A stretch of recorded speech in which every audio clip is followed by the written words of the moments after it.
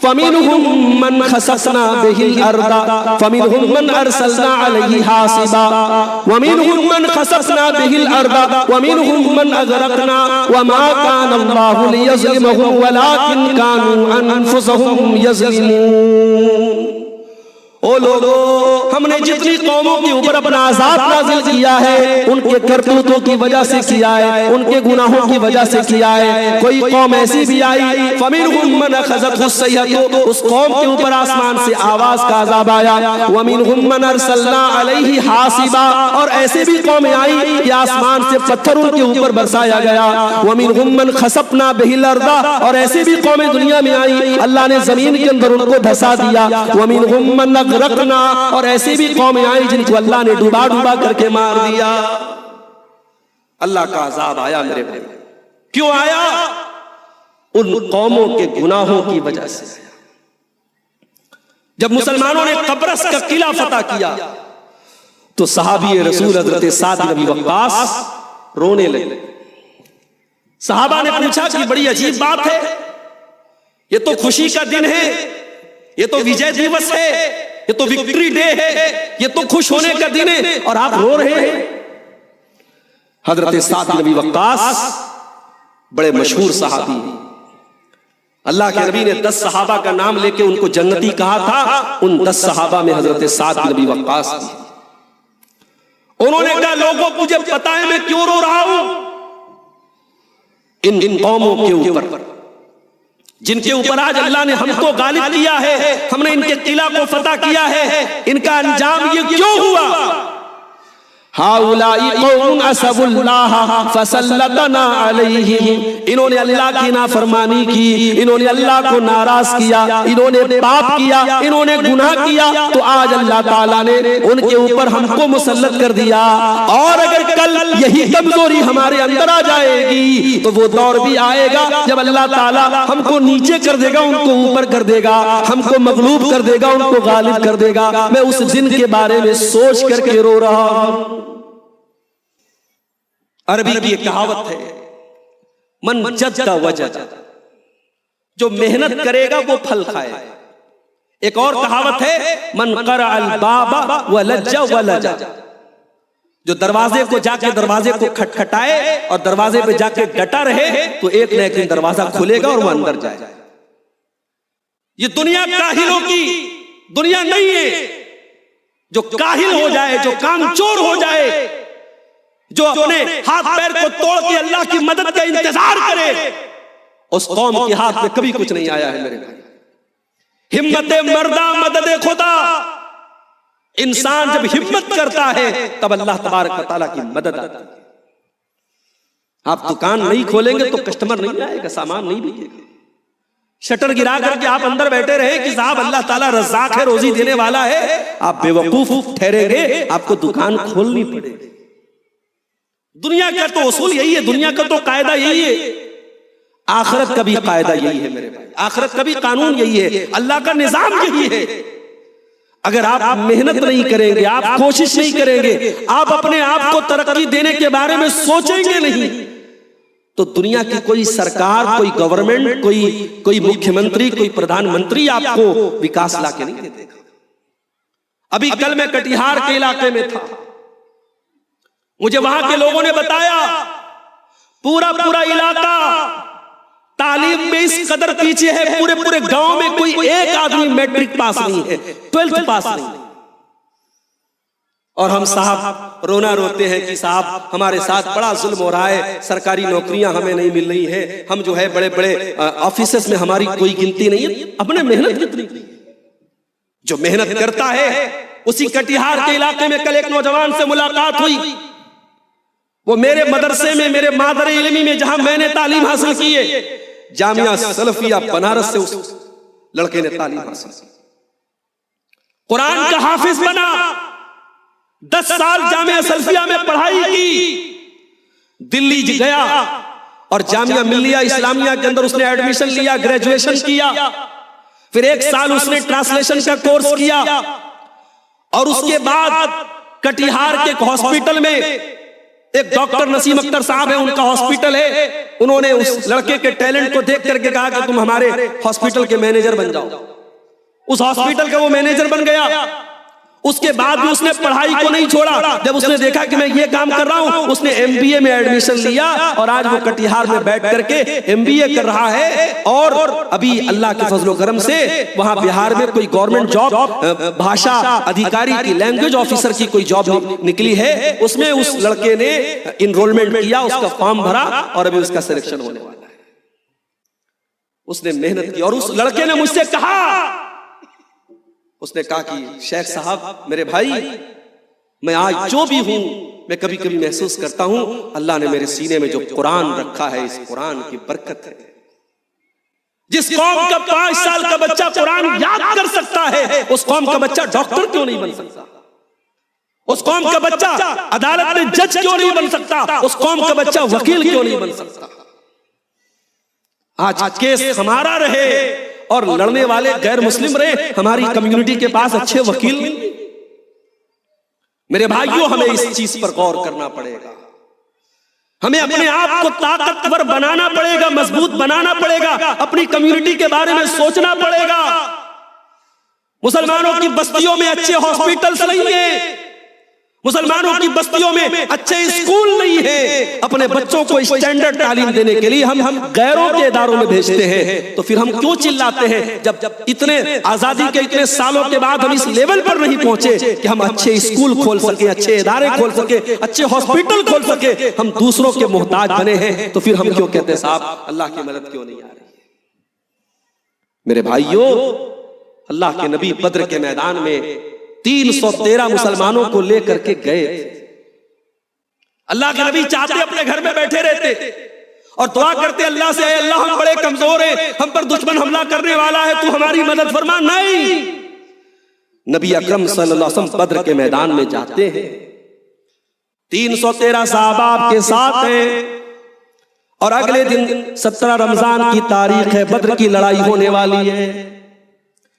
کل صبح لڑائی ہونے والی ہے، رات کا ٹائم ہے، اور بدر کے میدان میں اللہ کے پیارے نبی اللہ کی بارگاہ میں ہاتھ اٹھا کے دعا کر رہے ہیں اور رو رو کے دعا کر رہے ہیں، اللہم ان تہلک ہذہ العصابۃ لن تعبد فی الارض. اے اللہ، اگر یہ مٹھی پر مسلمان آج ہلاک ہو گئے، یہ 313 مسلمان اگر آج ہلاک ہو گئے، اے اللہ پھر زمین پر تیرا نام لینے والا، تیری عبادت کرنے والا، کوئی لا الہ الا اللہ کہنے والا نہیں بچے گا. اے اللہ ان 313 مسلمانوں کی تو مدد فرما، تو ان کی حفاظت فرما. نبی نے دعا کی. اگلی صبح جنگ ہوئی اور دنیا نے دیکھا اور آسمان نے دیکھا اور زمین نے دیکھا. یہ دنیا کی عجیب و غریب جنگ ہے. 313 مسلمانوں کے سامنے 1000 کا لشکر ہے اور 1000 ویل ٹرینڈ ہیں، لڑائی کے فن میں ماہر ہیں، اور 1000 سب نوجوان ہیں. 313 میں 12-13 سال کے بچے بھی ہیں، 313 میں 70 سال کے بوڑھے بھی ہیں، لیکن 313 کو اللہ نے 1000 پر غالب کر دیا. کیوں میرے بھائی؟ کیونکہ ان کا ایمان بڑا مضبوط تھا، ان کا اللہ کی ذات پر بھروسہ بڑا مضبوط تھا. آج ہمارا حال کیا ہے؟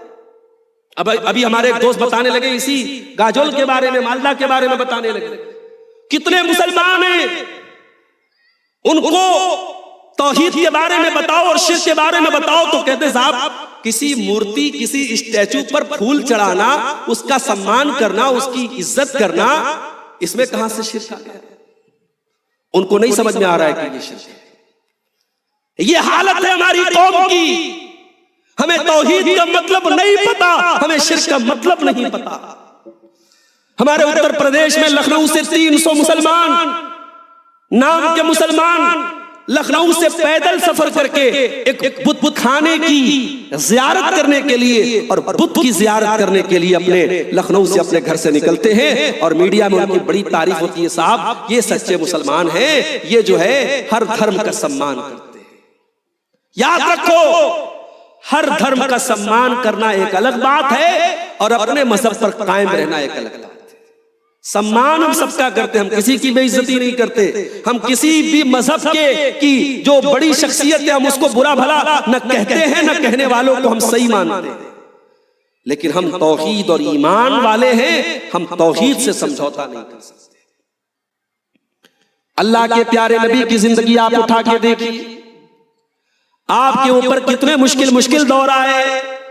وہ دور بھی آیا جب آپ خانے کعبہ کے پاس نماز پڑھنے کے لیے جاتے ہیں، دشمن آتا ہے، آپ کے گلے میں چادر ڈال کر کے آپ کا گلا دبانے کی کوشش کرتا ہے۔ وہ دور بھی آتا ہے، آپ خانے کعبہ کے سامنے نماز پڑھ رہے ہیں اور ایک ظالم آتا ہے اور آپ کے کندھے کے اوپر، آپ کی گردن کے اوپر اونٹنے کی بچہ دانی لا کے رکھ دیتا ہے، اونٹنے کی اوجھڑی لا کے رکھ دیتا ہے، آپ کے اوپر گندگی کو ڈالا جاتا ہے۔ آپ کے لیے اللہ کی عبادت کرنا بھی دو بھر کر دیا گیا۔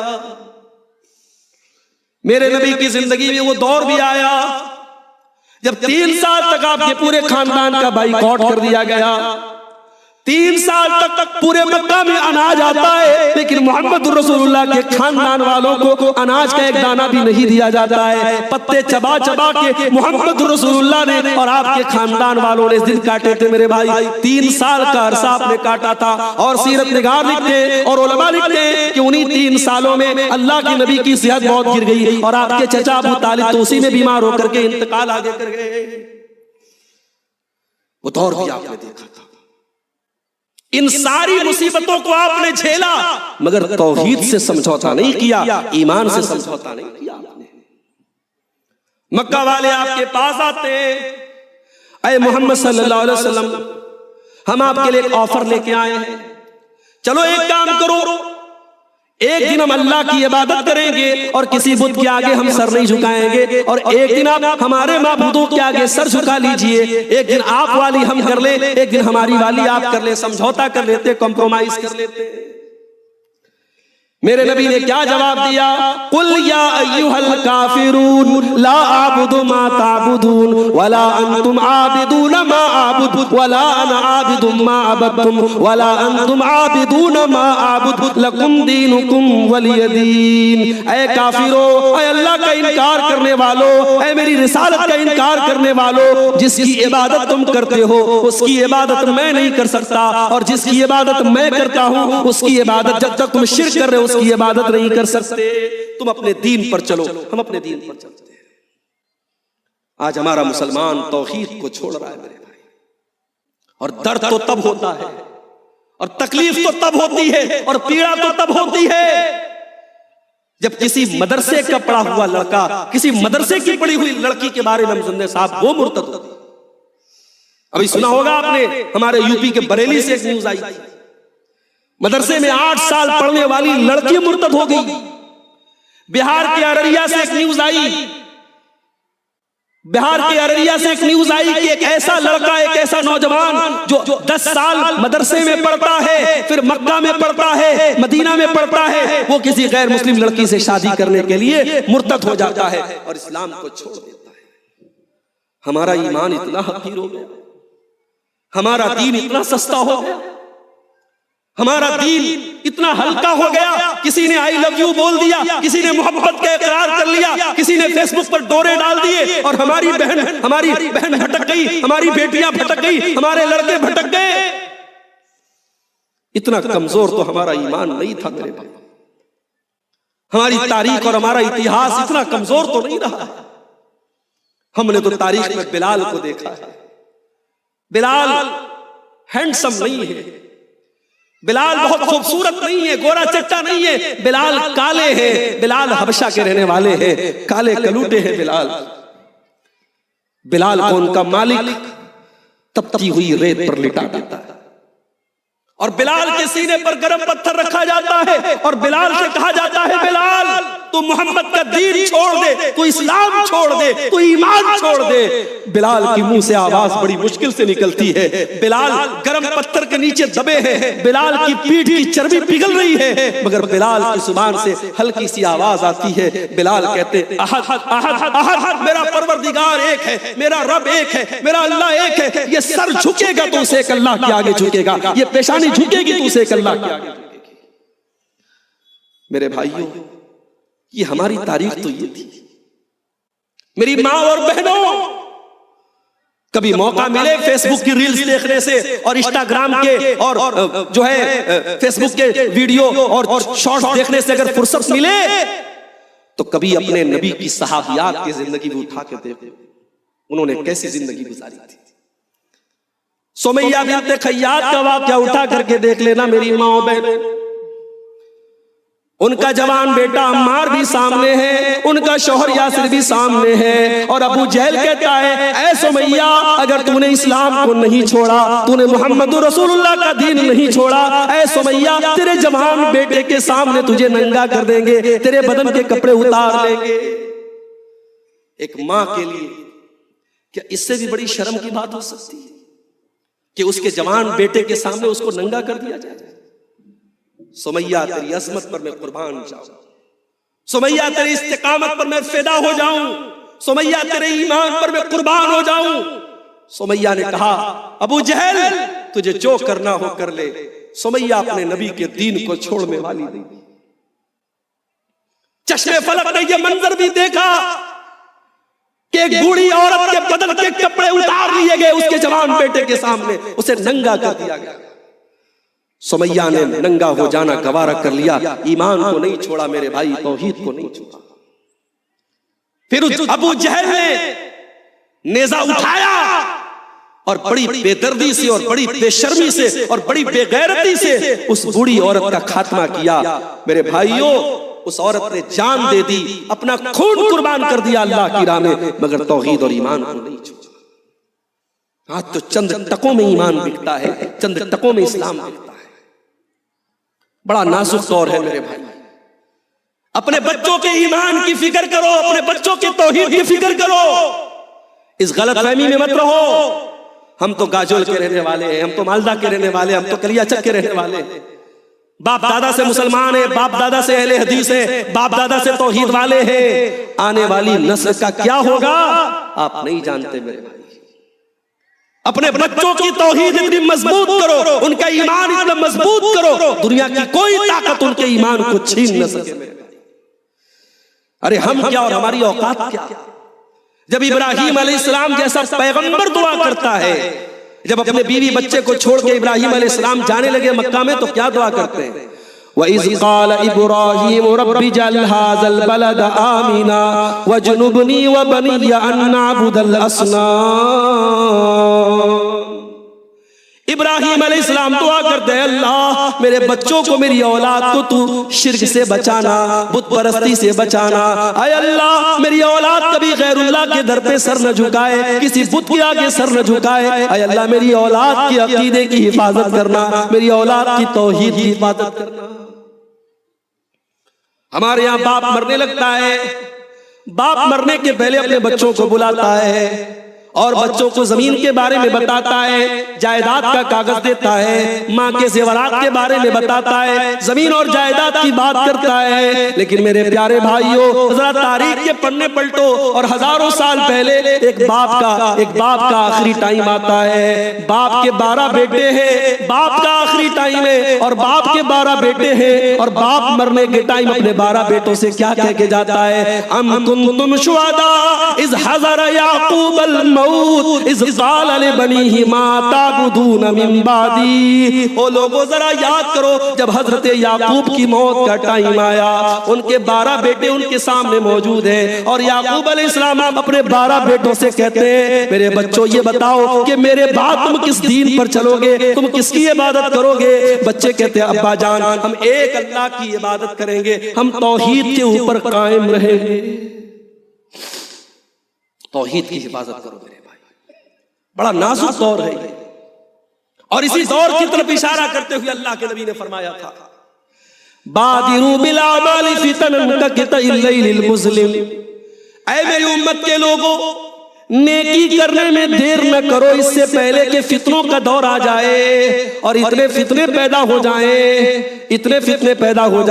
یصبح الرجل مؤمنا ويمسي کافرا, کہ صبح کو ایک انسان مسلمان ہوگا لیکن شام ہوتے ہوتے کافر ہو جائے گا. ويمسي کافرا ويصبح مؤمنا, شام کو کافر ہوگا اور صبح کو مسلمان ہو جائے گا. ایمان کی ویلیڈیٹی 12 گھنٹے بھی نہیں ہوگی, ایمان کی ویلیڈیٹی 12 گھنٹے بھی نہیں. ایمان اتنا سستا ہو جائے. میرے بھائیوں توحید کی حفاظت کرو. اللہ کی مدد تبھی آئے گی جب ہم توحید پر قائم رہیں. اللہ کا وعدہ ہے ہم تمہاری مدد کریں گے, ہم تمہیں ذلت سے نکالیں گے, شرط یہ ہے تم توحید پر آ جاؤ. اللہ نے فرمایا سورہ نور کے اندر وعد اللہ الذین آمنوا منکم وعملوا الصالحات لیستخلفنہم فی الارض کما استخلف الذین من قبلہم، اے ایمان والو اللہ کا وعدہ ہے اللہ زمین میں تم کو اقتدار بھی عطا فرمائے گا، وَلَيُبَدِّلَنَّهُم مِّن بَعْدِ خَوْفِهِمْ أَمْنًا، اللہ تعالیٰ تمہارے خوف کو بدل کر کے امن اور شانتی تم کو دے دے گا، اللہ تعالیٰ تمہاری مدد کرے گا۔ شرط کیا ہے؟ یعبدوننی لا یشرکون نبی شیئا، تم صرف ایک اللہ کی عبادت کرنا، اس کے ساتھ تم کسی کو شریک نہ کرنا۔ توحید کی حفاظت کرو۔ علامہ اقبال نے کہا تھا نا، توحید کی امانت سینوں میں ہے ہمارے، آسان نہیں مٹانا نام و نشان۔ ابھی آج میں دوستوں کے ساتھ ٹہلنے کے لیے نکلا، یہاں گاجول سے کچھ دور پر پانڈوا شریف سے میرا گزر۔ ہمارے ہندوستان میں شریف بہت ہے، بہت شریف ہے، جہاں شرافت کا کوئی کام نہیں ہوتا اس جگہ کا نام ہم شریف رکھ دیتے ہیں۔ اللہ ہماری حفاظت کرے۔ پانڈوا شریف گزرا، وہاں سے ہمارے ڈاکٹر صاحب بھی تھے، بات آئی کہ چلو اندر تھوڑا مزار شریف کا بھی دیدار کر لیں، میں نے کہا کوئی ضرورت نہیں ہے، شرک کے اڈے ہیں میرے بھائی، قدم قدم پر شرک کے اڈے ہیں، قدم قدم پر بزرگوں کی مزاروں پہ مسلمان سر جھکا رہا ہے، اور اس کے بعد کہتا ہے اللہ تیری مدد کیوں نہیں آتی؟ اللہ مشرک کی مدد نہیں کرے گا، اللہ غیر اللہ کے آستانے پر سر جھکانے والے کی مدد نہیں کرے گا۔ توحید کی حفاظت کرو میرے بھائی، اور آگے بڑھیں۔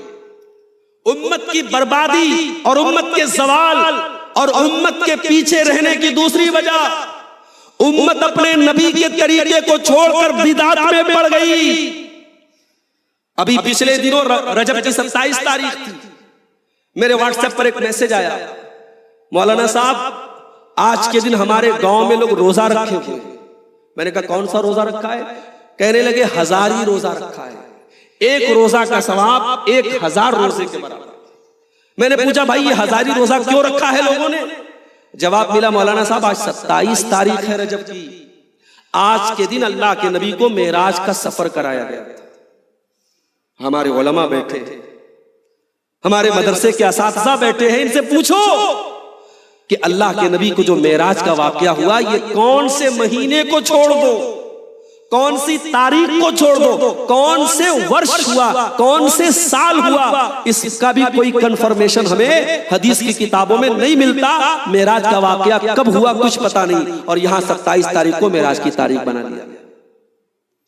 فرضی روزہ، فرضی نماز، فرضی عبادت اور بڑے دھوم دھڑاکے سے ہو رہی ہے۔ ربیع الاول کا مہینہ تھا، 12 تاریخ کو میرا کوئی پروگرام تھا، غالباً مالدہ میں کہیں تھا، میں کلیا چک سے مالدہ کی طرف جا رہا تھا، اور میں نے دیکھا کہ صاحب ایک طرف کا پورا روڈ جام ہے، اور بڑے بڑے گاڑیوں پر ڈی جے ساؤنڈ لگا کر کے مسلمان ماشاءاللہ سفید کرتا سفید ٹوپی لگا کر کے بڑے بڑے جھنڈے لگا کر کے لبیک یا رسول اللہ کا نعرہ لگا رہا ہے، سرکار کی آمد مرحبا کا نعرہ لگا رہا ہے، جوان جوان بچیاں اپنے گھروں سے نکل کر کے یہ منظر دیکھ رہی ہیں۔ اللہ اکبر، یہ نبی کا دین ہے؟ یہ محمد کا دین ہے؟ نہیں میرے بھائی، میرے نبی کے دین میں اس کی کوئی گنجائش نہیں ہے۔ میرے نبی کا دین بڑا صاف ستھرا ہے، میرے نبی کے دین میں نہ پیدائش کا برتھ ڈے کا سیلیبریشن ہے، نہ وفات پر کوئی غم کا دن منایا جاتا ہے، نہ میرے نبی کی پیدائش کے دن لوگوں نے جشن منایا، نہ میرے نبی کی وفات کے دن لوگوں نے غم منایا۔ یہ ڈھکوسلے ہم نے بنائے، یہ بدعت ہم نے بنائی، اور ہم نے دین کا نام دے دیا۔ میرے بھائی نبی اکرم اپنے ہر خطبے میں فرمایا کرتے تھے کل بدعت ضلالہ، ہر بدعت گمراہی ہے، وکل ضلالۃ فی النار، اور ہر گمراہی جہنم کی طرف لے کے جانے والی۔ ہم بدعت کریں، ہم خرافات کریں، اور ہم کہیں صاحب اللہ کی مدد کیوں نہیں آتی؟ اللہ کی مدد کہاں سے آئے؟ قیامت کے دن جب اللہ کے نبی اپنی امت کے لوگوں کو حوض کوثر کا پانی پلائیں گے، بخاری کے الفاظ ہے، مسلم کے الفاظ ہے، اللہ کے نبی کچھ لوگوں کو حوض کوثر کا پانی پلانے لگیں گے، فرشتے روک دیں گے، اے محمد رسول اللہ صلی اللہ علیہ وسلم آپ ان کو حوض کوثر کا پانی نہیں پلا سکتے۔ اللہ کے نبی فرمائیں گے اے فرشتوں یہ میری امت کے لوگ ہیں، یہ میرا کلمہ پڑھنے والے لوگ ہیں، یہ میری مجھ کو ماننے والے لوگ ہیں۔ فرشتے جواب دیں گے انک لا تدری ما احدثوا بعدک، اے محمد رسول اللہ آپ نہیں جانتے انہوں نے آپ کے بعد آپ کے دین میں کون کون سے نئے نئے کام نکالے تھے۔ مولانا الطاف حسین حالی اردو زبان کے بہت بڑے شاعر تھے، انہوں نے 100 سال 125 سال پہلے ایک کتاب لکھی تھی، اس کا نام تھا مسدس حالی۔ اس کتاب میں انہوں نے اس دور کے مسلمانوں کا نقشہ کھینچا تھا۔ آج 2024 میں بھی جب مولانا حالی کا ہم یہ شعر پڑھتے ہیں ایسا لگتا ہے مولانا حالی آج کے حالات کو دیکھ کے پڑھ رہے ہیں۔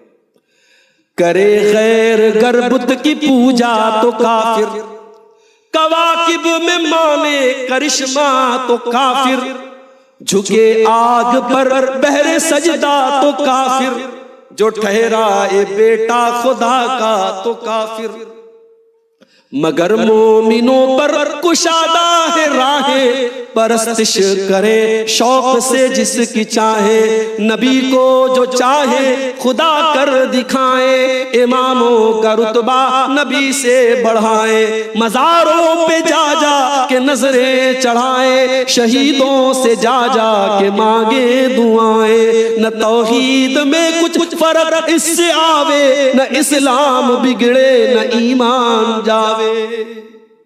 میرے بھائی اپنی توحید کی حفاظت کر، نبی کے طریقے پر چل، نبی نے جو طریقہ ہم کو دیا ہے وہ سیف راستہ ہے، وہ سرکشت راستہ ہے، اسی پر چل کر کے نجات ملے گی۔ اپنے آپ کو بدعتوں سے بچا لے، اپنے آپ کو بدعتوں سے بچا لو میرے بھائی، اور نبی کے طریقے پر چلو تب اللہ کی مدد آئے۔ اللہ کی مدد کیوں نہیں آ رہی ہے؟ کیوں مسلمان برباد ہے؟ تیسری وجہ آپس میں ہم لڑ رہے ہیں۔ میرے نزدیک جو غلط تھا، قبر پر سجدہ کرنا غلط تھا، میں نے بیان کیا، بدعت کرنا غلط تھا، میں نے بیان کیا، اس کے باوجود کبھی میں نے یہ تقریر میں نہیں کہا کہ فلاں فلاں مسلک والوں سے تم سلام مت کرنا، مصافحہ مت کرنا، ان کو دشمن سمجھنا، یہ میں نے نہ کبھی کہا ہے نہ میں کہوں گا، نہ ہمارے اسٹیج سے ایسی دعوت دی جاتی۔ ہم کہتے ٹھیک ہے، کوئی اپنے آپ کو بریلوی کہہ رہا ہے، کوئی اپنے آپ کو دیوبندی کہہ رہا ہے، ہم اہل حدیث ہیں، یہ اختلافات ہے، ہم ان کو دلیل کی روشنی میں حل کریں گے، مگر جب مسئلہ ایمان کا آئے گا، جب مسئلہ اسلام کا آئے گا، ہم دوسروں کے سامنے ایک ہو جائیں گے۔ آج کیا ہو رہا ہے؟ ڈاکٹر ذاکر نائک پر مصیبت آئی، سوشل میڈیا پر ایک بڑے ورگ نے، بڑی تعداد نے جشن منایا کہ چلو ڈاکٹر ذاکر نائک پر مصیبت آئی، ان کو دیش چھوڑ کے بھاگنا پڑا، بہت اچھا ہوا، لوگوں نے خوشی منائی۔ جماعت اہل حدیث کے کسی عالم پر کوئی مصیبت آئی، لوگوں نے خوشی منائی۔ مولانا کلیم صدیقی مظفر نگر یوپی کے رہنے والے، ان کو ارسٹ کیا گیا، گرفتار کیا گیا، مقدمہ چلا، کتنے دن وہ جیل میں رہے۔ ان کے مخالف فرقے والوں نے جشن منایا کہ صاحب چلو دوسری جماعت کا عالم پکڑا گیا، ہمیں تو بڑی خوشی کی بات ہے۔ اور آج حال کے دنوں میں ہم نے دیکھا کہ مولانا مفتی سلمان اظہری جو بریلوی مسلک کے بہت مشہور عالم اور مقرر ہیں، ان کو پولیس نے ایک بیان کی وجہ سے گرفتار کیا۔ ہم نے تو نہیں جشن منایا، ہمارے کسی اہل حدیث عالم نے، کسی اہل حدیث نے جشن نہیں منایا، خوشی نہیں منائی، اور نہ ہم منا سکتے ہیں۔ ہم نے کل بھی کہا تھا اور آج بھی کہہ رہے ہیں، جہاں ظلم ہو رہا ہو، جہاں اتیاچار ہو رہا ہو، جہاں غلط ہو رہا ہو، یہ مت دیکھو ہمارے مسلک کا آدمی ہے کہ نہیں ہے، ہماری پارٹی کا آدمی ہے کہ نہیں ہے، ہماری جماعت کا آدمی ہے کہ نہیں ہے۔ ظلم کے خلاف رہو، سچائی کے ساتھ رہو۔ ہم نے ہمیشہ یہ آواز دی ہے میرے بھائی۔ کب تک لڑتے رہیں گے آپس میں؟ کب تک مسلک کے نام پر بٹوارے کریں گے؟ ابھی ویڈیو آیا ہے فیس بک کے اوپر، ایک نوجوان کو کچھ لوگوں نے پکڑا، کہ بول تو سنی ہے کہ نہیں؟ اس نے کہا بھائی میں پکا سنی ہوں۔ بول تو اعلیٰ حضرت کو مانتا ہے کہ نہیں مانتا؟ ہاں بھائی میں اعلیٰ حضرت کو۔ بول فلاں کافر ہے کہ نہیں ہے؟ ہاں میں فلاں کو کافر مانتا ہوں۔ یہ حالات ہے، ایک مسلک کے مسلمان کو دوسرے مسلک کا مسلمان پکڑ کر کے اس سے زبردستی نعرہ لگوا رہا ہے۔ یہی کام اگر کوئی غیر مسلم کرتا ہے ہمارے ساتھ تو ہمیں بڑا غصہ آتا ہے، ہمیں بڑا جلال آتا ہے، ہمیں بڑی تکلیف ہوتی ہے۔ جو کام اپنے دوسرے مسلک کے مسلمان کے ساتھ ہم کر رہے ہیں، تو دوسرے مذہب والا ہمارے ساتھ کر رہا ہے، تو پھر روتے کیوں ہو میرے بھائی؟ پھر افسوس کیوں کرتے؟ لڑ رہے ہیں ہم، کئی برادری کے نام پہ لڑ رہے ہیں، کئی جات پات کے نام پہ لڑ رہے ہیں، کئی ہم یہ سوچ رہے ہیں کہ صاحب چلو یہ تو یو پی کا مسئلہ ہے، بنگال کا مسئلہ نہیں ہے، یہ تو مدھیہ پردیش کا مسئلہ ہے، یہ ہمارا مسئلہ نہیں ہے. نہیں، مسلمان کو تو ایسا ہونا چاہیے. اللہ کے پیارے نبی نے فرمایا المؤمن للمؤمن کالبنیان یشد بعضہ بعضا. مسلمان کو آپس میں ایک بلڈنگ کی طرح ہونا چاہیے. بلڈنگ کھڑی ہوتی ہے، بلڈنگ کا ہر پلر دوسرے پلر کو طاقت دیتا ہے، بلڈنگ کے اندر ہر اینٹ دوسری اینٹ کو طاقت دیتی ہے. نبی نے فرمایا مسلمان کو مسلمان کا ایسا ہمدرد ہونا چاہیے. اسی لیے اللہ کے نبی فرماتے ہیں حق المسلم علی المسلم ست. مسلمان کا مسلمان کے اوپر 6 حق ہے. اذا لقیتہ فسلم علیہ. مسلمان سے ملاقات ہو تو سلام کرو. اپنا مسلمان بھائی ملے اس کو سلام کرو. وَإِذَا دَعَاكَ فَاجِبْهُ. مسلمان بھائی دعوت دے تو دعوت قبول کرو اگر دعوت میں کوئی حرام کام نہیں ہو رہا ہے. تیسری چیز وَإِذَا اسْتَنْصَاكَ فَانْصَحْ لَهُ. مسلمان آپ سے رائے مانگے، مشورہ مانگے تو بالکل صحیح مشورہ دو. چوتھی چیز وَإِذَا عطس فحمد اللہ فشمته. مسلمان کو چھینک آئے وہ الحمدللہ کہے تو جواب میں یرحمک اللہ کہو. وَإِذَا مَرِضَ فَعُودْهُ. مسلمان بیمار ہو جائے تو اس کی عیادت کرو. وَإِذَا مَاتَ فَاتَّبِعْهُ. اور مسلمان کا انتقال ہو جائے تو اس کے جنازے کے پیچھے جاؤ.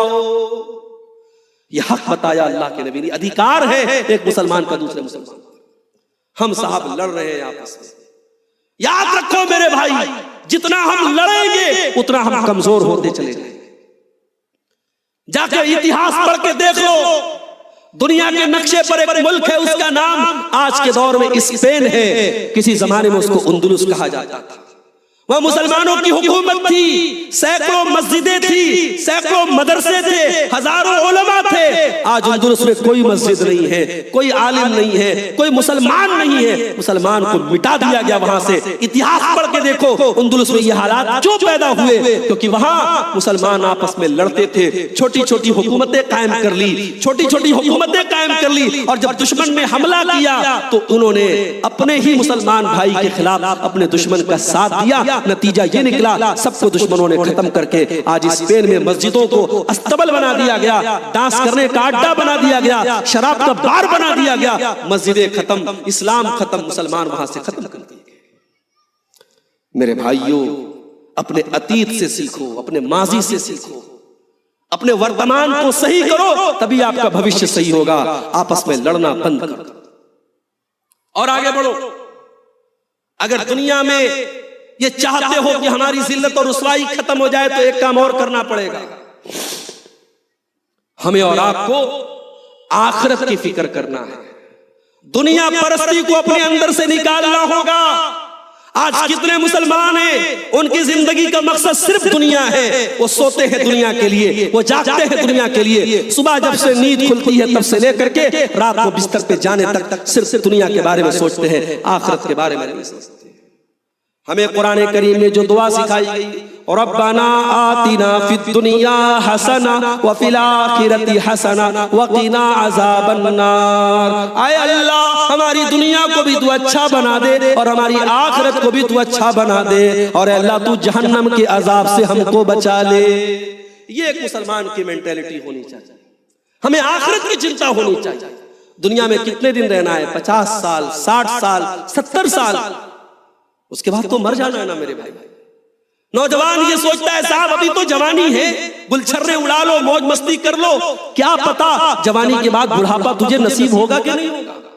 کتنے نوجوان ہیں کوئی خطرناک بیماری ہو گئی، کینسر ہو گیا، ٹی بی ہو گئی، برین ہیمریج ہو گیا اور چند دنوں میں انتقال ہو گیا. آپ دیکھتے ہوں گے مثالیں آپ کے سامنے موجود ہیں. اسی لیے اللہ قرآن میں بار بار کہتا ہے وَمَا الْحَيَاةُ الدُّنْيَا إِلَّا مَتَاعُ الْغُرُورِ. میرے بندو تم دنیا کے دھوکے میں نہ پڑنا، دنیا تو دھوکے کا سامان ہے، دھوکے کی چیز ہے. دنیا سے دل نہ لگاؤ میرے بھائی، آخرت سے دل لگاؤ، آخرت کی فکر کرو. اچھا کھاؤ، اچھا کماؤ، اچھا پہنو، اپنی دنیا کو بہتر بناؤ، مگر دنیا کو سب کچھ مت سمجھو، دنیا کی زندگی کو سب کچھ مت سمجھو. اصل ٹارگٹ آخرت کو بناؤ. اسی لیے اللہ قرآن میں کہتا ہے اللہ قرآن میں کہتا ہے کہ تم دنیا میں رہ کر کے آخرت کی تیاری کرو. وَأَحْسِنْ كَمَا أَحْسَنَ اللَّهُ إِلَيْكَ, اللہ نے آپ کو دولت دی ہے, پیسہ دیا ہے, اللہ کے دین میں خرچہ کرو. وَلَا تَبْغِ الْفَسَادَ فِي الْأَرْضِ, اور زمین کے اندر اپنی دولت کی وجہ سے فساد مت مچاؤ. چند پیسے ہو جائیں ہمارے نوجوان کے اوپر, بلٹ لے لیتا ہے, بلٹ لے کر کے ہائی وے پر نکل گیا, 100 کی 150 کی سپیڈ میں چلا رہا ہے, دنیا کو دکھا رہا ہے میں بہت بڑا بائک رائیڈر ہوں, میں 150 کی سپیڈ میں بائک چلا رہا ہوں. سامنے سے ٹرک آتا ہے, سامنے سے ٹرک آتا ہے 150 کی سپیڈ میں, یہ بلٹ چلا رہا تھا, ٹرک نے ذرا سا ٹچ کیا, بائک الگ اڑ گئی, یہ الگ اڑ گیا, سر الگ ہو گیا, دھڑ الگ ہو گیا. یہ کون سی تو نے عقل مندی کا کام کیا, کون سے تو نے صحیح کام کیا میرے بھائی. ہمارے یہاں بنارس میں یو پی میں ایک روڈ بنا ہے پوروانچل ایکسپریس, بہار سے لے کر کے وہ روڈ کہاں تک گیا ہے, لکھنؤ تک گیا ہے, بہت بڑا روڈ ہے پوروانچل ایکسپریس. جب یہ روڈ نیا نیا بنا تھا, ایک نوجوان BMW کار اس نے خریدی تھی, اور BMW کار خرید کر کے اس نے لائیو ویڈیو چلایا کہ دیکھو میں کتنی سپیڈ سے اس پر کار چلا رہا ہوں. وہ 200 سوا 200 کی سپیڈ میں گاڑی بھگا رہا تھا. اچانک راستے میں ایک جگہ روڈ کچھ خراب تھا اور وہاں پہ کٹ کا نشان تھا, گاڑی کو کنٹرول نہیں کر پایا, اتنا خطرناک حادثہ ہوا, لائیو ویڈیو کے اندر اس کی موت دکھ گئی. میرے بھائی ختم ہو گیا وہیں پر. میرے بھائی زندگی کا کوئی بھروسہ نہیں, کب کون سا حادثہ ہو جائے, کون سا ایکسیڈنٹ آ جائے, کون سی بیماری ہو جائے اور ہمارا کام ختم ہو جائے. میرے نوجوان ساتھیوں, میری بہنوں, اپنی جوانی کو صاف رکھو, اپنے موبائل کو صاف رکھو. ہم اپنے کپڑے کو صاف رکھتے ہیں نا, کپڑے پہ ذرا سا داغ آ جائے ہم کپڑا چینج کر کے باہر نکلتے ہیں, ہم اپنے داغدار کپڑے کے ساتھ باہر نہیں نکلتے. میرے بھائیوں, اپنے دامن کو بھی پاک رکھو, اپنے موبائل کو بھی پاک رکھو, اپنی آنکھوں کو بھی پاک رکھو. یہ جو گانا بیٹھ کر کے سن رہے ہو, یہ جو موبائل پر گندی تصویریں دیکھ رہے ہو, یہ رات بھر غیر محرم سے جو چیٹنگ کر رہے ہو, باتیں کر رہے ہو, کیا پتا اسی حالت میں موت آ جائے, اسی حالت میں دل کی دھڑکن بند ہو جائے, اسی حالت میں اللہ کو پیارے ہو جاؤ, تو کل قیامت کے دن وہ گانا سنتے ہوئے, وہ گندی مووی دیکھتے ہوئے, وہ چیٹنگ کرتے ہوئے اٹھو گے. اللہ کے نبی فرماتے ہیں یحشر العبد علی ما مات علیہ, بندہ جس حال میں مرے گا اسی حال میں قیامت کے دن اٹھے گا. اس لیے میرے بھائی دنیا کی محبت کو دل سے نکال دو, آخرت کی تیاری کرو. تمہارے نبی صحابہ کرام کی زندگیوں میں دیکھو, وہ آخرت کے لیے جیتے تھے, آخرت کی فکر کرتے تھے. تفصیل کا موقع نہیں, بہت سارے واقعات موجود ہیں کہ صحابہ کرام کس طریقے سے آخرت کی فکر کرتے تھے. اور آگے بڑھیے, ہمارے پاس دین کی نالج نہیں ہے. اگر میں پوچھوں یہاں جتنے لوگ بیٹھے ہیں, ہماری مائیں بہنیں تو چلو وہ جنازے کی نماز نہیں پڑھتی ہیں عام طور سے, میں آپ سے پوچھتا ہوں جنازے کی نماز کا طریقہ کتنے لوگوں کو آتا ہے؟ اگر میں ہاتھ اٹھواؤں کتنے لوگوں کو جنازے کی نماز کی دعا یاد نہیں ہے؟ کتنے مسلمان ہیں ان کو دعائے قنوت یاد نہیں ہے؟ کتنے مسلمان ان کو غسل کا صحیح طریقہ نہیں معلوم ہے؟ کتنے مسلمان اللہ کے بارے میں بنیادی بات نہیں جانتے؟ دنیا کے بارے میں بہت ماہر ہے صاحب, دنیا کی بات آپ کر لیں, پالیٹکس کی بات کر لیں, آپ راجنیتی کی بات کر لیں, آپ فلمی دنیا کی بات کر لیں, آپ کرکٹ کی دنیا کی بات کر لیں, بڑی نالج ہے. دین کے معاملے میں زیرو ہے.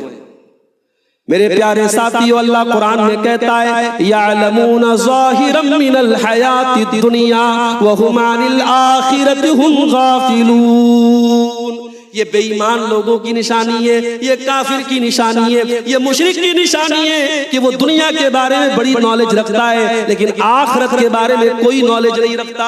اس آیت کی تفسیر میں امام حسن بصری کہتے ہیں کہ بعض لوگ اتنے ماہر ہوتے ہیں کہ اپنے ناخن پر رکھ کر کے سونے کا سکہ, وہ سونے کے سکے کا وزن بتا دیتے ہیں, مگر 2 رکعت نماز پڑھنے کا طریقہ ان کو نہیں آتا. میرے بھائیوں, آج حالات یہی ہے, ہم دین کے نام پر بالکل زیرو ہیں. جب ہمیں دین کی کوئی جانکاری نہیں ہے, سال میں ایک جلسہ ہوتا ہے انٹرٹینمنٹ کے طور پر, منورنجن کے طور پر, تفریح کے طور پر ہم آئے, تھوڑا گھوما, تھوڑا پھرا, تھوڑا دکان سے کچھ کھا لیا, تو 2-4 گھنٹہ پنڈال کے نیچے بیٹھ گئے, ایک کان سے عالم کا بیان سنا, دوسرے کان سے اڑا دیا, پھر گھر چلے گئے. دین ایسے نہیں سیکھا جاتا ہے میرے بھائی, دین کسی استاد سے سیکھا جاتا ہے. دین کہ جو پراپر طریقے ہیں سیکھنے کے، دین آپ سیکھیے، دین کے بارے میں جانیے، اپنے علماء سے کانٹیکٹ کیجیے، اپنے علماء سے پوچھیے اور دین کی بیسک نالج حاصل کیجیے۔ صرف عبدالغفار صاحب کا کام نہیں ہے، صرف مولانا مدنی صاحب کا کام نہیں ہے، یہ ہمارے علماء کا کام نہیں ہے، صرف دین کی بیسک نالج ہم سب کو حاصل کرنا چاہیے۔ آج حالات یہ ہے، دین کی جانکاری نہ ہونے کی وجہ سے ہمارے نوجوان کو جہاں جو لے کے چلا جا رہا ہے وہ ادھر کی طرف چلا جا رہا ہے اور بربادی کے راستے پر جا رہا ہے۔ اور آگے بڑھیے، ہماری بربادی کی ایک وجہ اور بھی ہے، ہماری عورتوں کا بگاڑ۔ ہماری عورتوں کو آج ہم نے دین سے اتنا دور کر دیا کہ آج ہماری عورتوں کی ایک بڑی تعداد بے حیائی کے فتنے میں پڑی ہے، بدکاری کے فتنے میں پڑی ہے۔ آج ہماری عورتوں کے لیے ہم نے دین سیکھنے کا انتظام بند کر دیا۔ آج لڑکیوں کے مدرسے چل رہے ہیں، لیکن آپ غور کریں قوم کی کتنی لڑکیاں ہیں جو مدرسے میں نہیں پڑھتی ہیں، جو اسکول میں پڑھتی ہیں، جو کالج میں پڑھتی ہیں، ان بچیوں کو دین کے بارے میں کچھ بھی نہیں پتا۔ مسجد میں جمعہ کا خطبہ ہو رہا ہے، لیکن ہماری بہت ساری مسجدوں میں بنگال اور جھارکھنڈ میں نے دیکھا جمعہ کی نماز میں مسجد میں عورتوں کا انتظام نہیں۔ کیوں نہیں ہے میرے بھائی؟ کیا پیسے کی کمی ہے آپ کے پاس؟ الحمدللہ بہت پیسہ ہے، لیکن مسجد میں عورت کے لیے آپ نے انتظام نہیں کیا۔ کیوں نہیں کیا؟ قیامت کے دن آپ کی گردن پکڑی جائے گی کہ جس دور میں آپ کی عورتوں کو بگاڑا جا رہا تھا، فیس بک کے اوپر، یوٹیوب کے اوپر، انسٹاگرام کے اوپر آپ کی قوم کی بیٹیوں کو برباد کیا جا رہا تھا، آپ نے اپنی قوم کی بیٹیوں کو دین سکھانے کے لیے کیا کیا؟ میرے پیارے ساتھیوں، اپنی مسجدوں میں عورتوں کا انتظام کرو۔ جمعہ کی نماز میں اپنے گھر کی عورتوں کو لے کے جاؤ، اپنی عورتوں کو دین سکھاؤ۔ آج عورتوں کی وجہ سے بھی بہت ساری برائیاں۔ حالات یہ ہیں، مسلمان گھر کی شادی ہے، ویڈیو کیمرہ، ویڈیو ریکارڈنگ کرنے والا کیمرہ مین آتا ہے، لڑکیوں کے کمرے میں، دلہن کے کمرے میں جاتا ہے اور ایک ایک ایکٹیویٹی کو ریکارڈ کر رہا ہے۔ دلہن موجود ہے، گھر کی عورتیں موجود ہیں، ساڑی پہنے ہوئے، لہنگا پہنے ہوئے، خوبصورت کپڑے پہنے ہوئے، میک اپ کیے ہوئے، وہ کیمرہ مین، وہ ریکارڈنگ کرنے والا آپ کے اور ہمارے گھر کی عورتوں کی عزت کو ریکارڈ کر رہا ہے۔ او مسلمانوں، تمہاری غیرت کہاں چلی گئی؟ تمہاری شرم و حیا کہاں مر گئی کہ آج غیر محرم تمہارے گھر کی عورتوں کی ایک ایک ادا کو ریکارڈ کر رہا ہے؟ یہ بے حیائی اور یہ بے شرمی تم کیوں کر رہے ہو؟ شادی بیاہ کے موقع پر بڑی بے حیائی ہو رہی ہے۔ میرے بھائیو، اپنے گھر کا ماحول اسلامی بناؤ، اپنے گھر میں اسلام کا ماحول پیدا کرو، شرم و حیا کا ماحول پیدا کرو۔ آپ کے گھر میں کوئی غیر مرد آئے تو آپ کی بیوی سے، آپ کی ماں سے، آپ کی بہن سے وہ پردے کا ایک ماحول ہو۔ یہ نہ ہو کہ آپ کے گھر میں کوئی بھی آئے، وہ محلے کا ہے، گاؤں کا ہے، آپ کی بہن کے سامنے آ جاتا ہے، آپ کی بیٹی کے سامنے آ جاتا ہے۔ نہیں، آپ کے گھر میں شرم و حیا کا ماحول ہو، پردے کا ماحول۔ جب آپ اپنی بیوی کو کپڑا دلانے جائیں، اپنی بہن کو کپڑا دلانے جائیں، اپنی بیٹی کو کپڑا دلانے جائیں، تو آپ کے سامنے نبی کی وہ حدیثیں بھی موجود ہو کہ مسلمان عورت کا کپڑا کیسا ہونا چاہیے۔ مجھے تو کبھی کبھی بڑی حیرت ہوتی ہے، مسلمان لڑکیاں ایسے کپڑے پہن کر کے چل رہی ہیں کہ لگتا ہی نہیں کہ یہ مسلمان عورت ہے۔ اس کے جسم کے تمام اعضاء نظر آ رہے ہیں، اس کی آدھا شریر نظر آ رہا ہے، اور صاحب وہ، اس کا نام ریحانہ ہے، اس کا نام عائشہ ہے، اس کا نام خدیجہ ہے، اس کا نام فاطمہ ہے، مسلمان باپ کی بیٹی ہے، مسلمان گھر کی لڑکی ہے۔ اپنی عورتوں کو دین سکھاؤ میرے بھائی، یہ کوئی چھوٹا موٹا مسئلہ نہیں ہے۔ جب اللہ قرآن میں کہہ رہا ہے وَلْيَضْرِبْنَ بِخُمُرِهِنَّ عَلَى جُيُوبِهِنَّ، اے مسلمان عورت، تیرا دوپٹہ تیرے سینے پر ہونا چاہیے۔ اللہ قرآن میں ایک عورت کو دوپٹہ رکھنے کا طریقہ بتا رہا ہے، اور یہی نہیں، اللہ کہتا ہے وَلَا يَضْرِبْنَ بِأَرْجُلِهِنَّ لِيُعْلَمَ مَا يُخْفِينَ مِنْ زِينَتِهِنَّ، اے مسلمان عورتوں، جب تم گھر میں چلا کرو یا باہر چلا کرو تو زمین پر اپنے پاؤں کو زور زور سے مار کے نہ چلا کرو، تمہارے پائل کی آواز بھی غیر مردوں کے کان تک نہ جائے۔ جو قرآن آپ کے پائل کی آواز کو بھی غیر مردوں تک جانے کی اجازت نہیں دیتا، وہ قرآن آپ کو اس بات کی اجازت دے دے گا کہ اسٹیٹس پر سج کے سنور کے میک اپ کر کے آپ اپنے فوٹو ڈالیں، فیس بک پر اپنے فوٹو ڈالیں، انسٹاگرام پر اپنے ویڈیو ڈالیں۔ خبردار میری بہنوں، میری قوم کی بچیوں، اپنی شرم و حیا کی حفاظت کرو، اپنی غیرت کی حفاظت کرو۔ اور ایک بڑے پوائنٹ کی بات بتا رہا ہوں، سوشل میڈیا آج لڑکیوں کو اور عورتوں کو پھنسانے کا بہت بڑا ذریعہ بن چکا ہے۔ یہاں آپ کے ان باکس میں کوئی آتا ہے اور سلام کر کے آپ کی حال چال لے کے پہلے آپ کو اپنی بہن بناتا ہے، اس کے بعد دھیرے دھیرے پرسنل باتیں کرنے لگتا ہے، پھر محبت کا اقرار کرنے لگتا ہے، پھر وہ کہاں آپ کو لے کے جائے گا اس کا کوئی اندازہ نہیں ہے۔ یاد رکھو میری بہنوں، فیس بک پر کوئی آپ کو اپنی بہن کہہ دے تو آپ اس کی بہن نہیں ہو جائیں گی، واٹس ایپ پر کوئی آ کے آپ کو اپنی بہن کہہ دے آپ اس کی بہن نہیں ہو جائیں گی۔ آپ کو یہ یاد رکھنا چاہیے، مرد مرد ہی ہوتا ہے، وہ عالم ہو، وہ حافظ ہو، وہ بوڑھا ہو، مرد مرد ہوتا ہے۔ اور شریعت اس بات کی اجازت نہیں دیتی ہے کہ کوئی غیر مرد اور غیر عورت کے ساتھ تنہائی میں رہے، اکیلے میں رہے۔ اگر کوئی غیر مرد کسی غیر عورت کے ساتھ اکیلے میں رہے گا تو اللہ کے نبی فرماتے تیسرا شیطان رہے گا۔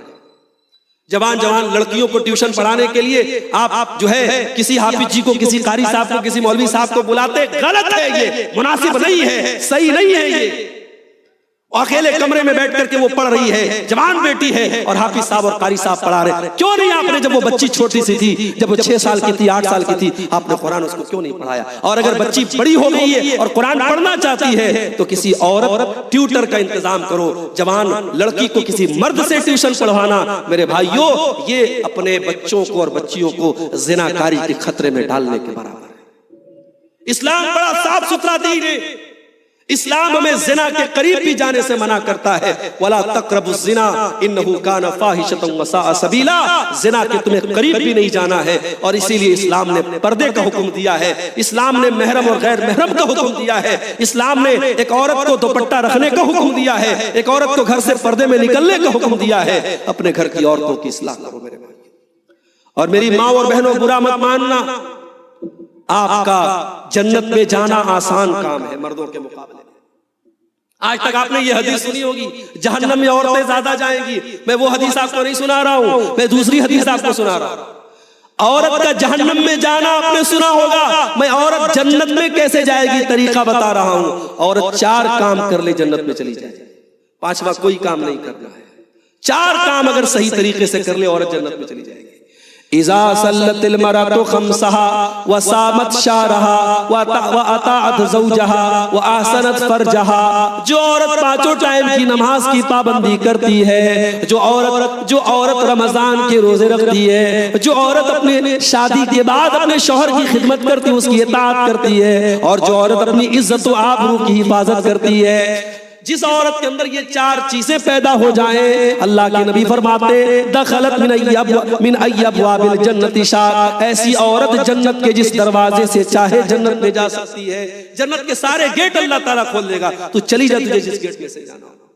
کچھ عورتیں ہوتی ہیں ہر تقریر میں جائیں گی، پتہ لگ جائے عبدالغفار صاحب کی تقریر ہو رہی ہے، مولانا جرجی صاحب کی تقریر ہو رہی ہے، مولانا فلاق صاحب کی تقریر ہو رہی ہے، مولانا بدرالدجا صاحب کی تقریر ہو رہی ہے، وہ عورت بڑے شوق سے تیار ہو کے جلسے میں جاتی ہے، ہر تقریر سنتی ہے، مگر گھر میں شوہر سے ڈھنگ سے بات تک نہیں کرتی ہے، شوہر کی خدمت کرنے کو عیب سمجھتی ہے۔ شوہر اگر رات اٹھ کر کے ایک گلاس پانی مانگ لے تو بڑے غصے سے کہتی ہے آپ کا ہاتھ ٹوٹ گیا ہے کیا، جا کے اپنے ہاتھ سے پانی پی۔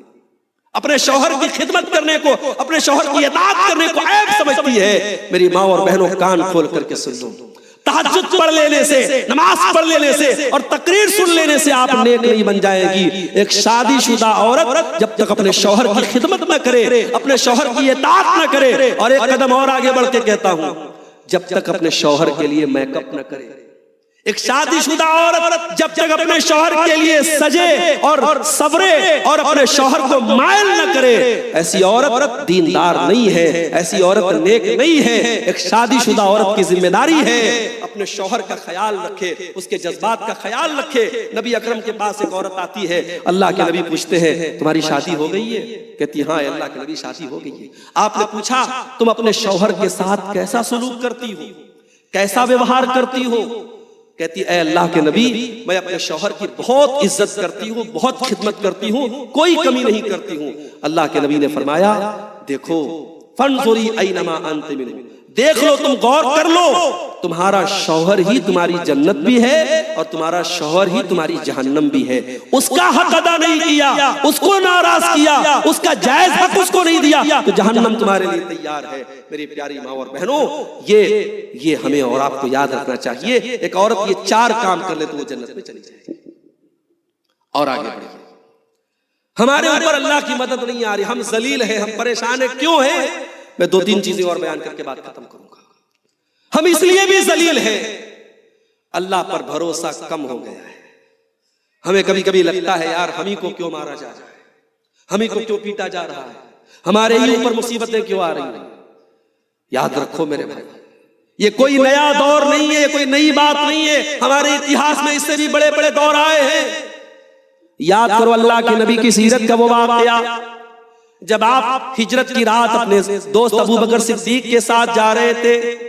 غار ثور میں آپ ٹھہرے ہوئے تھے اور تلاش کرنے والے بالکل غار ثور کے قریب پہنچ جاتے ہیں اور حضرت ابو بکر ڈر جاتے ہیں اور ڈر کے کہتے ہیں اے اللہ کے نبی، اگر دشمن نے ذرا سا نیچے دیکھ لیا تو ہم تو پکڑ لیے جائیں گے، ہم تو گرفتار ہو جائیں گے. اللہ کے نبی بڑے اطمینان سے کہتے ہیں لا تحزن ان اللہ معنا، اے ابو بکر گھبراؤ نہیں، اے ابو بکر ڈرو نہیں، اے ابو بکر چنتا نہ کرو، اے ابو بکر فکر نہ کرو، اللہ ہمارے ساتھ ہے، اللہ ہمارے ساتھ ہے. یہ عقیدہ رکھو، اللہ ہمارے ساتھ ہے. جب تک ایک اللہ کی عبادت ہم کرنے والے ہیں، جب تک اللہ کے دین پر چلنے والے ہیں، نہ اللہ کا دین ختم ہوگا نہ ہم ختم ہوں گے. کوئی ایک مسجد کا معاملہ آ گیا، پریشان نہ ہو میرے بھائی. اگر اللہ نہ کرے وہ دور بھی آ جائے، دنیا کی ساری مسجدیں ختم کر دی جائے، تب بھی اللہ اکبر کی آواز بند ہونے والی نہیں، تب بھی لا الہ الا اللہ کا کلمہ بند ہونے والا نہیں ہے. مسلمان عبادت کرنے کے لیے مسجد کا محتاج نہیں ہے میرے بھائی. مسلمان تو وہ قوم ہے سمندر میں سفر کر رہا ہے، کشتی میں بیٹھا ہے، جہاز میں بیٹھا ہے، ہوائی جہاز میں بیٹھا ہے، نماز کا ٹائم ہوا جہاں بیٹھا ہے اسی حال میں نماز پڑھنا شروع کر دے. اللہ کے نبی فرماتے ہیں جو الت لی الارض مسجدا وطہورا، ساری کی ساری زمین میرے لیے نماز پڑھنے کی جگہ بنائی گئی ہے، ساری دھرتی میرے لیے مسجد بنا دی گئی ہے. دھرتی کے کسی بھی کونے پہ چلے جاؤ، زمین کے کسی علاقے میں چلے جاؤ، مسلمان کو سجدہ کرنے کے لیے کسی مسجد کا ہونا ضروری نہیں ہے. گھبراؤ نہیں میرے بھائی، اپنے دل کو مضبوط رکھو، اللہ ہمارے ساتھ ہے انشاءاللہ. اللہ کے اوپر توکل کرو، بھروسہ کرو. موسیٰ علیہ السلام جا رہے ہیں بنی اسرائیل کو لے کر، سامنے سمندر آ گیا، دریا آ گیا، اور پیچھے فرعون اپنے لشکر کے ساتھ آ رہا ہے. موسیٰ علیہ السلام کے ساتھیوں نے کہا اے موسیٰ کہاں لا کے پھنسا دیا آپ نے؟ اے موسیٰ کیا کریں اب، سامنے پانی ہے، پیچھے دشمن ہے، کہاں جائے؟